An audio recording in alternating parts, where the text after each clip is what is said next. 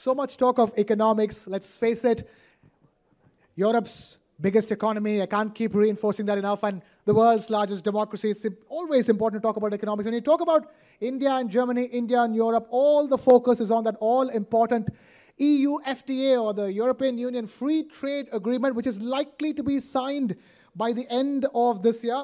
And to talk about it more, we have somebody straight from the European Union joining us right now. Ladies and gentlemen, please put your hands together for the European Commissioner for Trade, Mr. Maroš Šefčovič. Trade is more than numbers on a chart. It is jobs created, supply chains rebuilt, opportunities unlocked. As the world navigates new economic headwinds, India and the European Union are shaping a pact that could set the tone for global commerce. This partnership aims to cut barriers, open markets, drive green and digital transitions, and build a trade corridor of resilience and growth. Sharing this vision is a European leader steering trade policy across 27 nations and working to seal the India-EU FTA by 2025.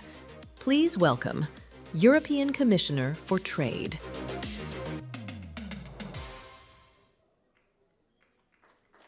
Ladies and gentlemen, it is a pleasure to be a part of the News9 Global Summit, celebrating the partnership between India and Germany, as well as the European Union as a whole.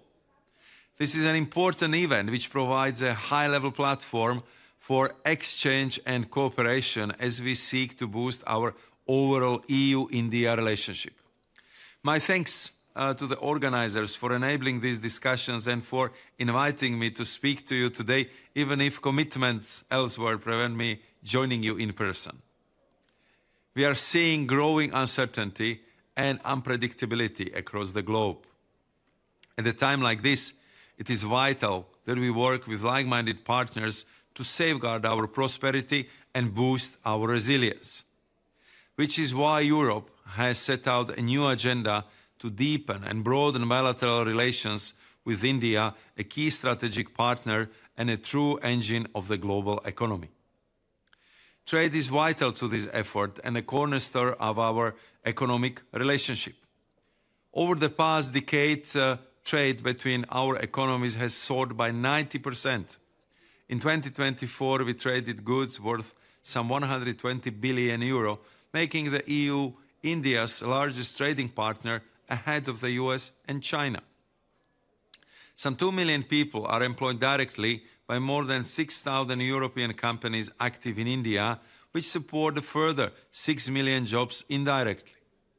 And EU investment in India has almost doubled in just 5 years to 140 billion euros.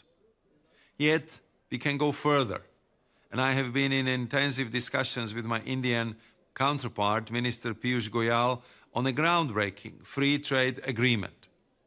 We are now maximizing our efforts to finalize negotiations by the end of the year. The goal put forward by the European Commission President von der Leyen and Prime Minister Modi. We are focusing on working together in the areas where cooperation makes sense, with the goal of putting in place a package that is economically meaningful, mutually beneficial, and brings real added value to businesses and consumers on both sides. By tackling both tariff and non-tariff barriers, we can open up new possibilities for trade and investment, while strengthening our supply chains and safeguarding open, rules-based global commerce. I have had the pleasure of traveling to India several times this year, while Minister Goyal has also visited Brussels. We have had 13 rounds of negotiations, and I want to assure you that we will do everything we can to reach finishing line by end of 2025. The Minister and I remain in frequent contacts because we know how much there is to gain for both the EU and India if we do. Thank you.